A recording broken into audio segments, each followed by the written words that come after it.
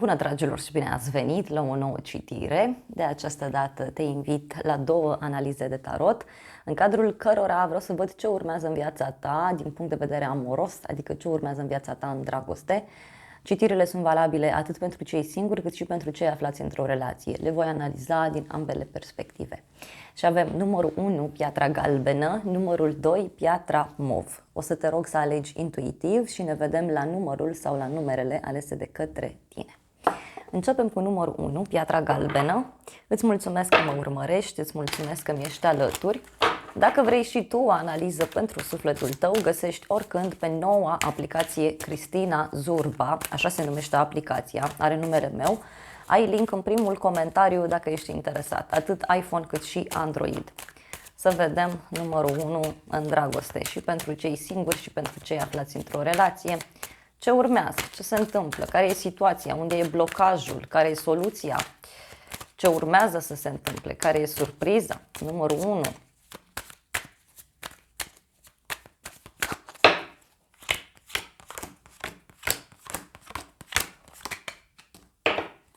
Bun, roata destinului. Da, văd că, nu știu, crezi aici foarte mult în destin. Da? Crezi aici foarte mult că, știu eu, viața îți poate aduce pe cineva important. Dacă ești într-o relație, văd faptul că în acest moment, nu știu, poate te-ai hotărât să lupți pentru o relație sau pentru unii dintre voi puteți să întâmpinați anumite dificultăți, dacă e să discutăm de relațiile oficiale, în mod special. Iar pentru cei singuri este un moment în care văd că v-ați hotărât aici să cunoașteți pe cineva. V-ați hotărât să vă schimbați viața. Da? Bun, și în momentul de față văd că este adevărat, lucrurile se schimbă. Da? Lucrurile se schimbă. Hai să vedem situația. 3 de cupe, 8 de spade. E ca și cum spui, bă, parcă nu pot să mă bucur de dragoste, cei singuri. Sau poate, știu eu, ați rămas blocați într-o iubire din trecut sau într-o iubire din aceasta adolescentină, poate nu este ceva stabil, da? E ca și cum ai un blocaj în a te bucura, da? Pe de altă parte, văd aici că e ca și cum te gândești intens, da? Fie la un triunghi amoros, fie la o situație dificilă. Poate te gândești că, băi, da, dar dacă e doar așa de distracție, dacă nu e ceva serios, dacă nu poate să continue relația. Hai să vedem care e blocajul. Aici eremitul. Păi, blocajul e că te concentrezi prea mult pe detalii. Da? Dacă este vorba despre o relație de cuplu, aici văd că, nu știu, parcă nu vă mai simțiți la fel de bine unul cu altul. Sau e un blocaj dacă discutăm de distracții. Da? Eremitul aici, ca și problemă, zice că fie analizezi lucrurile mult prea în detaliu, da? Și cumva ești foarte critic, poate cu tine, poate cu persoanele pe care le întâlnești, ești atent la toate detaliile și e dificil. Da? Dacă e să discutăm de o relație, la fel, deci fie tu, fie partenerul, cineva prea se pierde în detalii, dar poate să însemne pentru cei aflați într-o relație și faptul că a intervenit monotonia, da? Sau a intervenit rutina. Hai să vedem ce urmează. Uite, avem soarele și cu magicianul. Păi cei singuri e clar, da? Aveți șanse să apară cineva.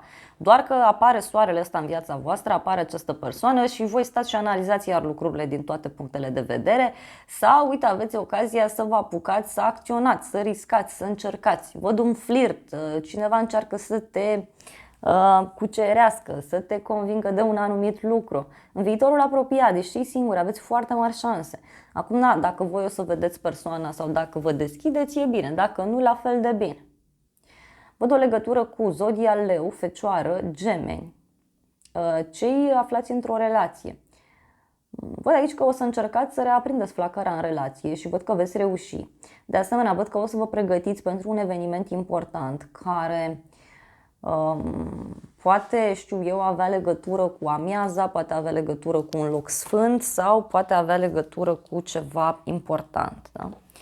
Hai să vedem soluția. Soluția e 10 de cupe. Păi într-o relație de iubire soluția e fie să vă mutați împreună, fie să vă faceți declarații romantice, să vă apropiați mai mult, să puneți în centru familia, casa. Iar pentru cei singuri, poate soluția vine prin intermediul familiei sau printr-o printr-un sfat pe care cineva tot ți-l oferă aici în jurul tău. Poate să fie vorba despre un sfat de la o rudă sau pentru alții, da, uite, soluția este să împărtășiți și voi iubire. Da? Că e ca și cum eu simt un blocaj aici. Hai să vedem finalul, asul de spade, 3 de spade. Da. Aici, pentru cei singuri, apare cineva, doar că la un moment dat, aici, fie este o hotărâre importantă pe care o luați, da, și spuneți gata, punct până aici. Unii e ca și cum tot treceți așa printr-un tipar și tot timpul mai apare cineva, tot timpul se întâmplă ceva. Asul de spade aici să știi că vine cu o deblocare foarte frumoasă pentru tine, da?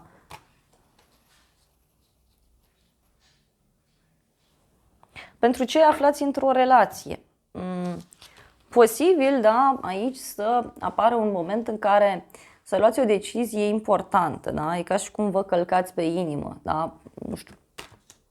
Sau pot fi niște discuții majore. Surpriza numărul 1, 7 de cupe. Surpriza este că cineva are mai multe opțiuni sau surpriza este că cineva își face tot felul de iluzii. Pentru cei singuri, da, surpriza este că e ca și cum v-ați iluzionat, da, în fața unei persoane. Poate, nu știu, l-ați ridicat undeva sus, a zis gata, e perfect, e perfectă și acum vă dați seama că nu e chiar așa. Da? Cei aflați într-o relație, da, e ca și cum conștientizați aici că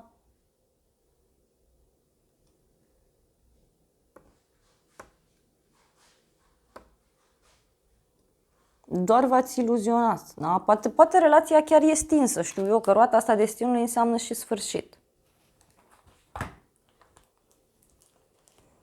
Hai să vedem aici asul de spade. E o hotărâre, da, legată de un bărbat. Acum fie bărbatul ăsta ia hotărârea, fie o iei tu. Da? Și e ceva legat de niște acte. Da? E ca și cum, uite, cineva și-a pierdut speranța sau poate să fie o oarecare supărare în legătură cu un drum lung, în legătură cu o călătorie îndepărtată.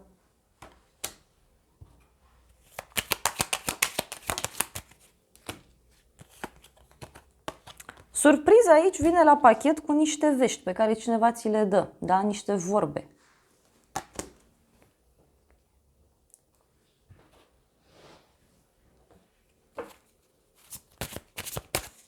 Hai să vedem îngerii romantici ce zic.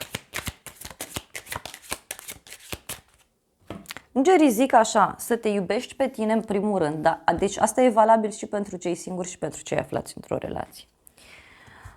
Undeva este adevărat, nu mai există atracție, chimie, poate ți-ai pierdut și speranța că mai apare cineva sau poate într-o relație s-a dus așa atracția. Și aici avem lună de miere, da? Un timp frumos pe care îl petreci alături de partenerul tău. Un moment de relaxare, de liniște.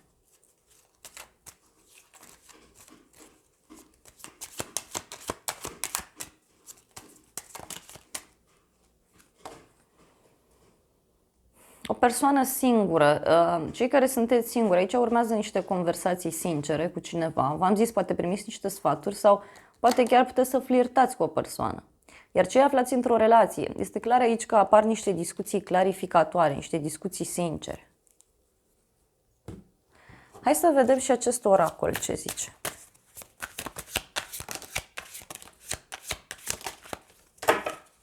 Ok.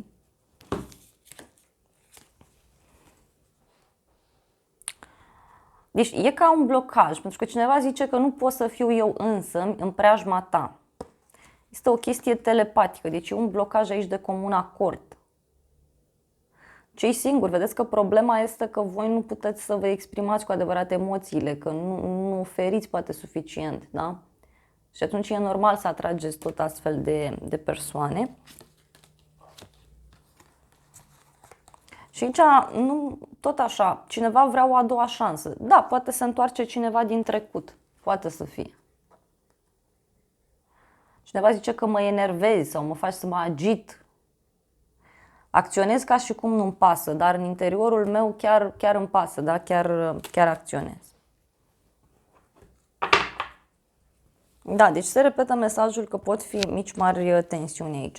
Ia să vedem ce o să te mire. Un mesaj surpriză, un obstacol. Ia uite.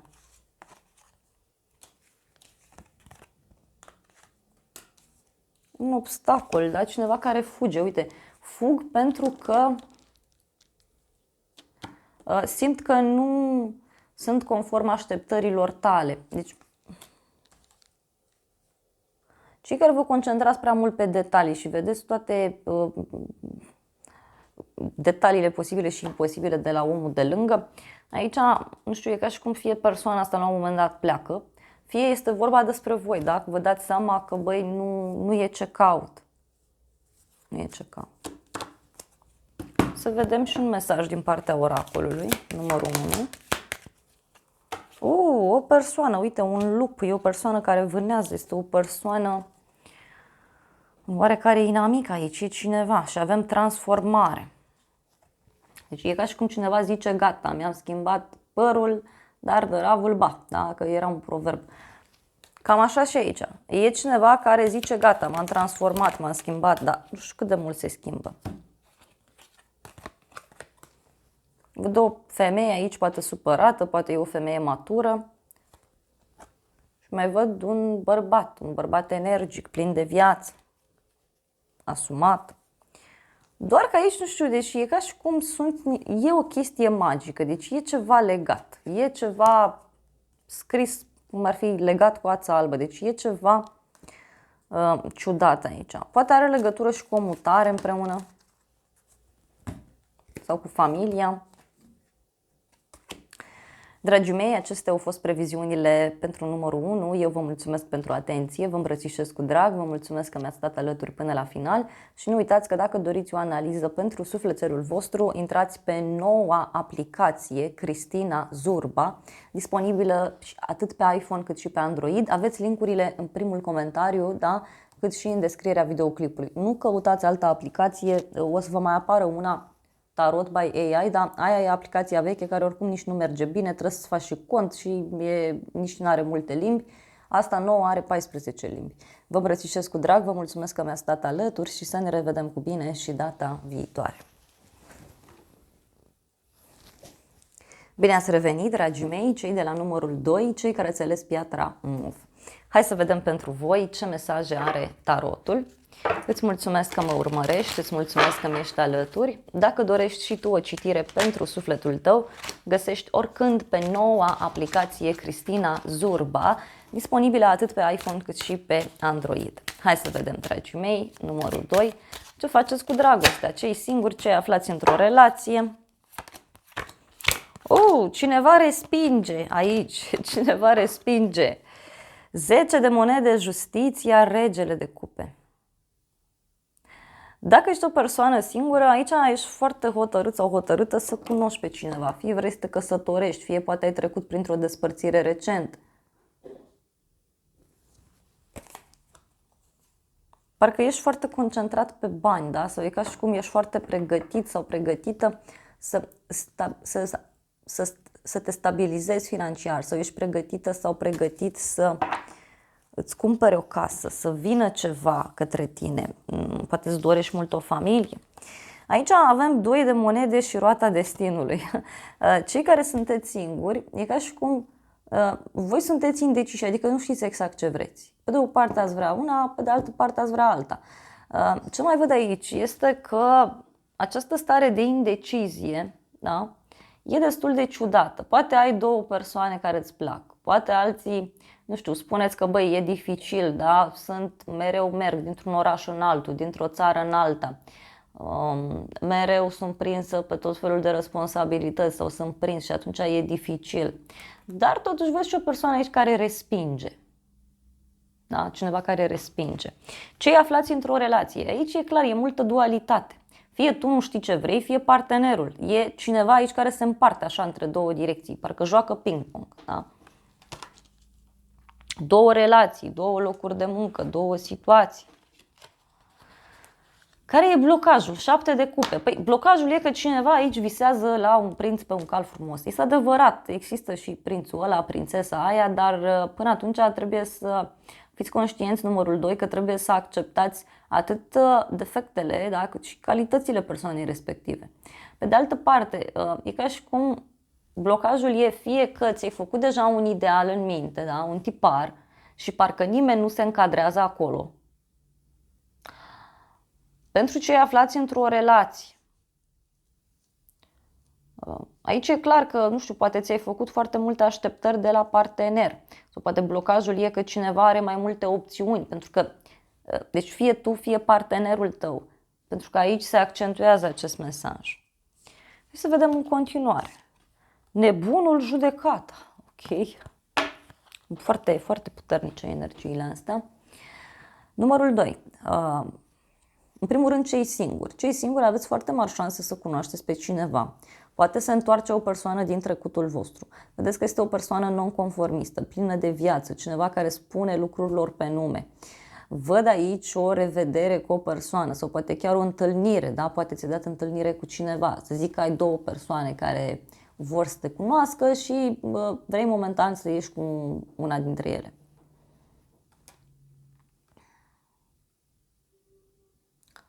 Cei aflați într-o relație, aici o să rămâneți surprinși de un adevăr pe care îl aflați. Da?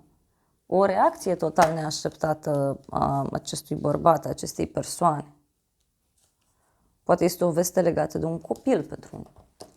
Să vedem care e rezolvarea. 7 de monede. Păi, rezolvarea este să urmezi puțin semnele și rezolvarea aici ține să te uiți puțin spre trecut. Spui, bun, ce am investit până acum? Bani, timp, energie. Ce s-a întâmplat până acum în viața mea? Și să analizezi acolo și să vezi ce poți să faci, ce poți să repari. Da? Fie la tine, fie în relație. Da? De multe ori, trebuie să încep cu tine.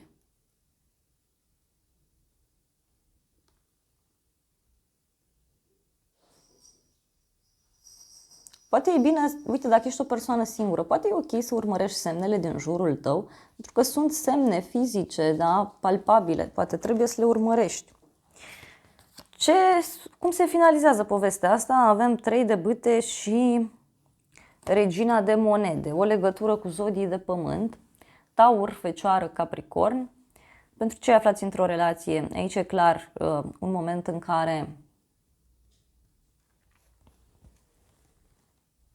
puteți să aveți parte de o bucurie mică, da? În legătură cu o relație, fie primiți bani, dați bani, fie aveți parte de o bucurie mică, nu știu, în sensul că vă căsătoriți sau mergeți la un alt nivel, poate aveți discuții de genul acesta, cine știe. Alții vă văd aici că parcă aveți ceva în comun legat de bani, da? Poate vreți să investiți în ceva împreună. Iar pentru cei singuri, vedeți că, din ce văd aici, persoana asta care apare vă cam schimbă viața. Destul de mult. Destul de mult. Adică este o persoană care știe foarte bine ce vrea. Și ce mai văd aici este că vei fi o persoană foarte apreciată, deci cei singuri, foarte apreciată, stimată, cumva la un nivel înalt. Surpriza, 8 de bâte. Surpriza e multă pasiune din relația asta. Sau surpriza vine la pachet cu niște conversații pe care le ai online.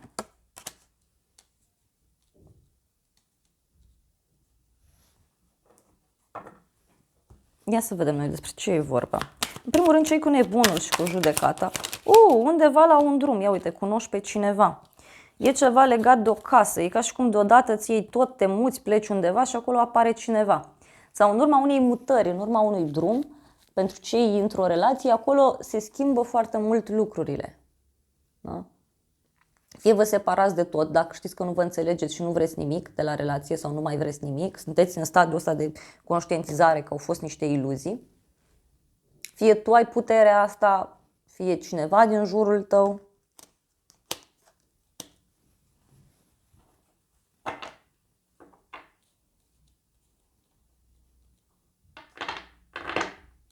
Dacă ești o persoană singură, ți-am zis, în urma unui drum, în urma unui eveniment mare. Hai să vedem rezultatul final. Un copil și cu bani. Ia uite, ești cu copii și cu bani, numărul 2. Ce faceți aici? Bravo vouă! Deci pentru cei aflați într-o relație, v-am zis, e ca și cum fie vă separați și o luați de la zero și deveniți femei și bărbați independenți financiar și tot ce vreți voi, fie în alte cazuri, este vorba despre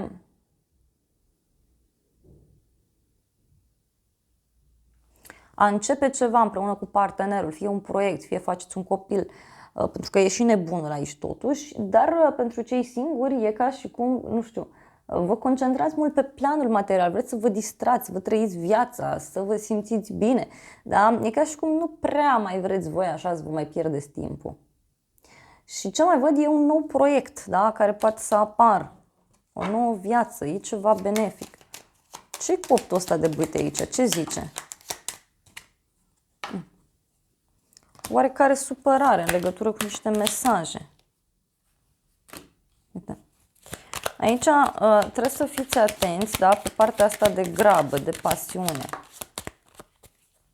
Surpriza e că se finalizează ceva, da? Se finalizează ceva și uite, văd că e foarte multă dragoste, pasiune, repet, creativitate, abundență. Poate să zic că poate te-ai despărțit sau vrei să te desparți, mergi, te distrezi și după aia, pac, apare cineva. Este o persoană foarte serioasă, să știi, foarte serioasă, poate de la distanță. Este o persoană la care chiar tu speri. Hai să vedem îngerii romantici ce zic. Îngerii romantici zic așa, da? Să te eliberezi. Este timpul să preiei controlul înapoi asupra vieții tale. Poate ești blocat în trecut sau te gândești că ce zice lumea, că sunt de mult timp împreună, că e una, că e alta. Poate alții aici sunteți într-un moment toxic în care nu spuneți ceea ce gândiți partenerului și poate de aici e problema, da? Încredere avem, situația aceasta necesită încredere, poate încredere în tine, să ieși din tipare, să ieși din ceea ce faci tu, să te cunoști mai bine cu cineva.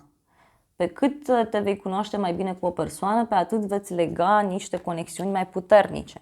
Și aici avem factorii religioși care se pare că au un rol foarte important pentru numărul 2, pe dragoste. Poate cunoști pe cineva la o zi mare, o zi sfântă. Ca și avertisment, atenție puțin în pasiunile astea nebune care pot apărea. Hai să vedem oracolul ăsta ce zice.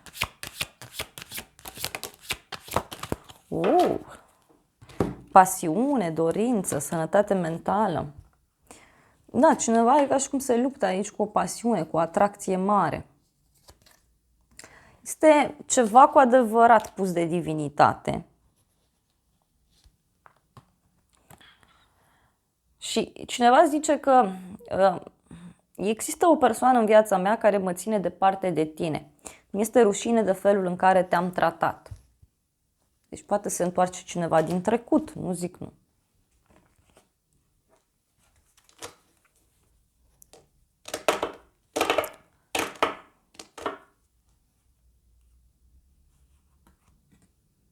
Cineva aici care se luptă cu demonii interiori, mai văd.